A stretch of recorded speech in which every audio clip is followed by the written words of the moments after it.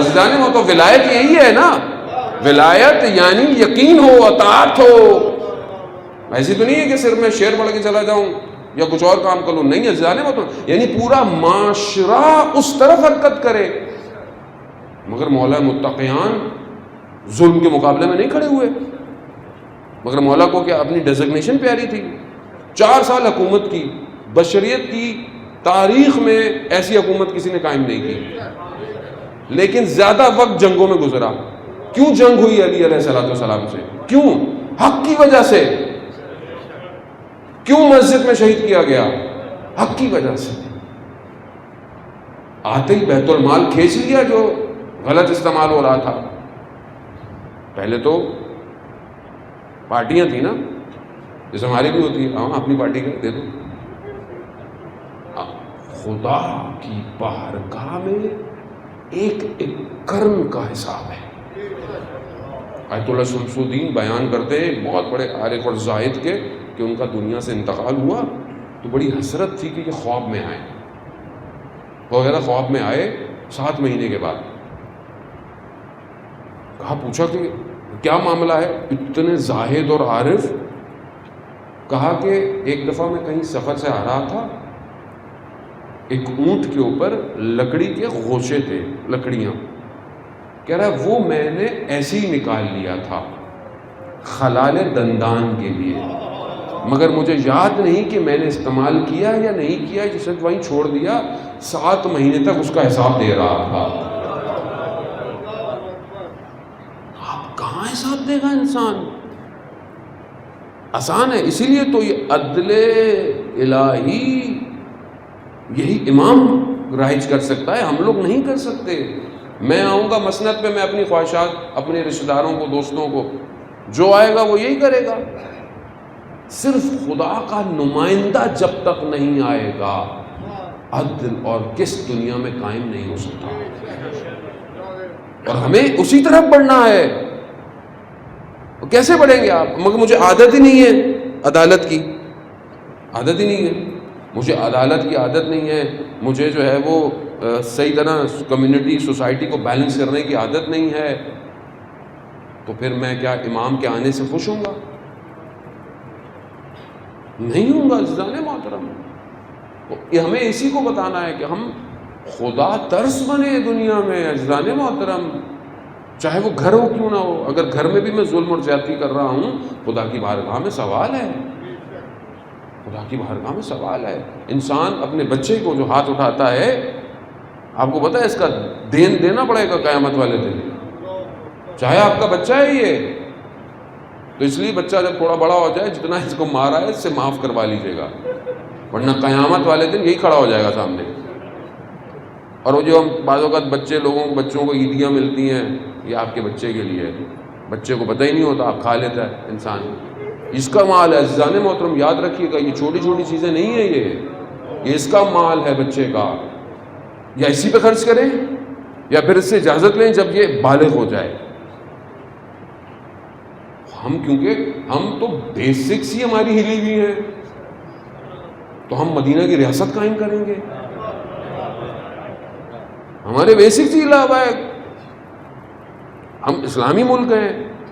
اسلامی ملک میں ٹھیک ہے، ہم یہ نہیں کہتے کہ وہ سخت والا یا ڈنڈے والا اسلام ہے، لیکن کم از کم آپ کے جتنے انسٹیٹیوشن ہیں وہ اسلام کو رائج تو کریں. صرف کچھ بیٹھے ہوئے ہیں اسلام کے نام پر، بڑی بڑی جتنے بھی ادارے ہیں جمع ہوتے ہیں، چائے پیئیں گے، پھل کھائیں گے، چلے جائیں گے.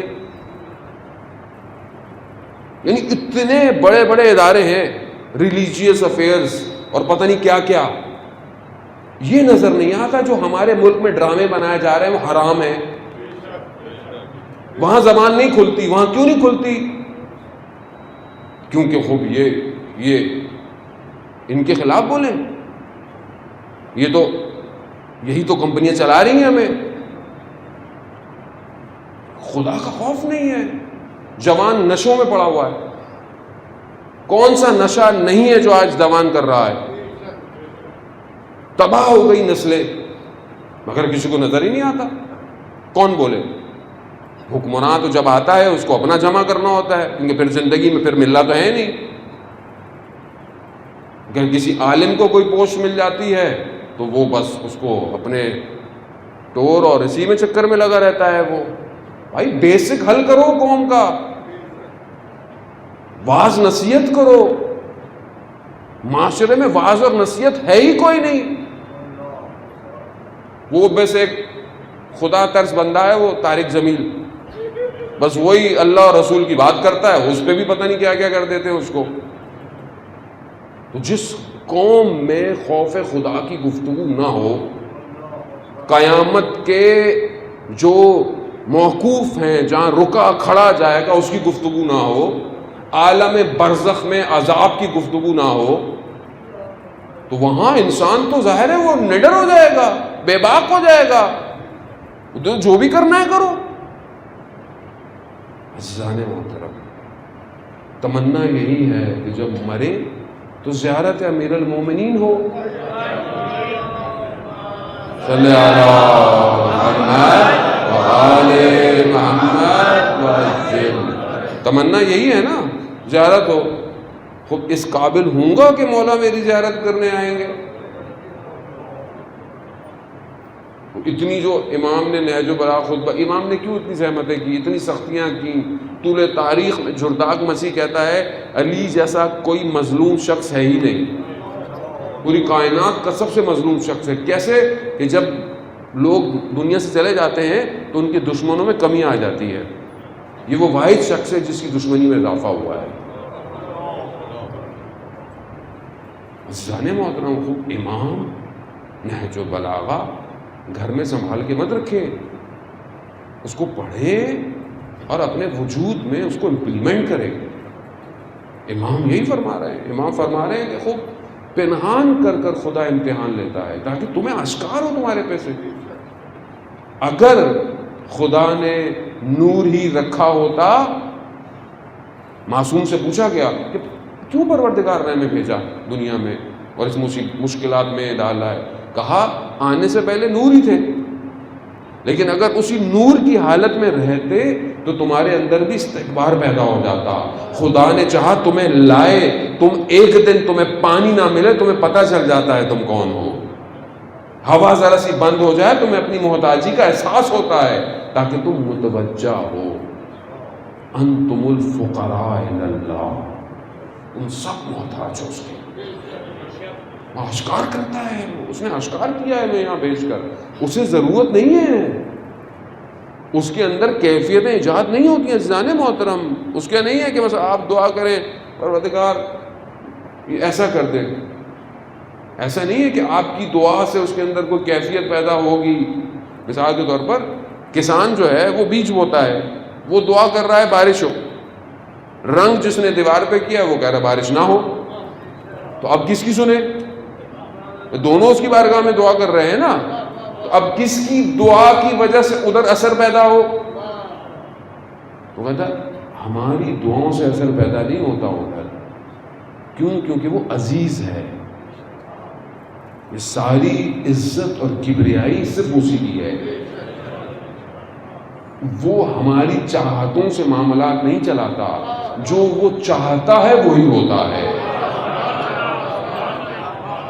اب ہمیں اس کی چاہت کی وجہ سے اپنے وجود میں تاثیر پیدا کرنی چاہیے. کیا ہو؟ راضی ہو جاؤ، راضی رہو. رضا یہ مقام ہے، میں نے آپ کو کل بیان کیا کہ جو زہد، ورا، پھر یقین، پھر مقام رضا جو ہے یہ بہت بلندی ہے. یہ آسان نہیں ہے کہ انسان زندگی میں ہر چیز پر راضی رہے. کہیں نہ کہیں پھٹ پڑتا ہے کہ یہ کیا کیا تھا میں تو نماز. بچے ہمیں کیا کہتے ہیں مولانا صاحب اتنی محنت کی، نمازیں پڑھیں، تسبیحاں پڑھیں، امتحان میں نمبر ہی اچھے نہیں آئے. بھائی ان کے ساتھ ساتھ کتابیں بھی تو پڑھنی تھی، محنت بھی تو کرنی تھی. وظیفہ دے دیں اچھے نمبروں سے پاس ہو جائے، وظیفہ دے دیں اچھی شادی ہو جائے. بھائی اپنا کردار اچھا بناؤ، لوگ تمہیں اپنی بیٹی دیتے ہوئے فخر محسوس کریں. بیٹیوں کی تربیت ایسے کرو کہ لوگ پسند کریں کہ یہ بیٹی ان کی نسل کی ماں بنے.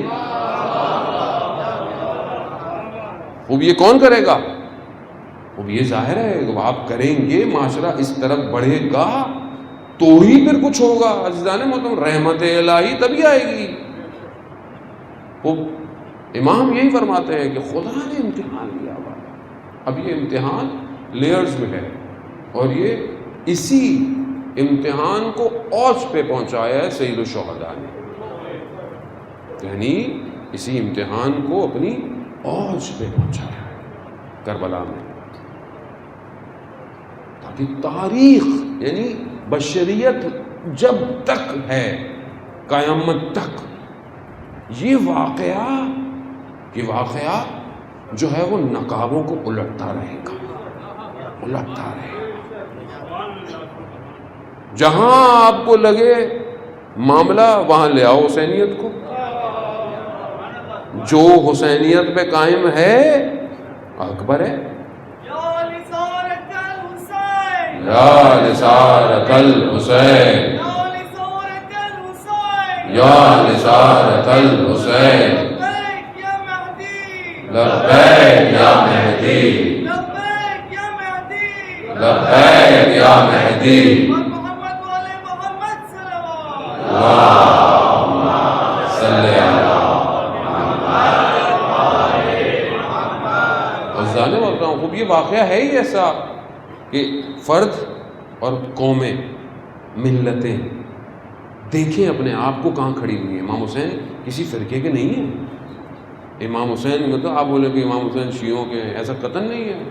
امام حسین بشریت کی بقا کے لیے کربلا گئے، بشریت کی بقا، چاہے کوئی بھی۔ اس لیے تو نیلسن منڈیلا کہتا ہے کہ جب میں جیل میں تھا اور مجبور کر دیا کہ میں ان کی باتوں کو ایگری کروں تو اس رات مجھے امام حسین کی قربانی یاد آ گئی۔ یعنی ایک افریقہ میں رہنے والا، پیدا ہونے والا لیڈر حسینیت سے درس لے رہا ہے، حسینیت سے درس لیا۔ خود مسیح بہت بڑا کہتا ہے اگر ہمارے پاس حسین ہوتے تو ہم پوری دنیا کو عیسائی کر چکے ہوتے۔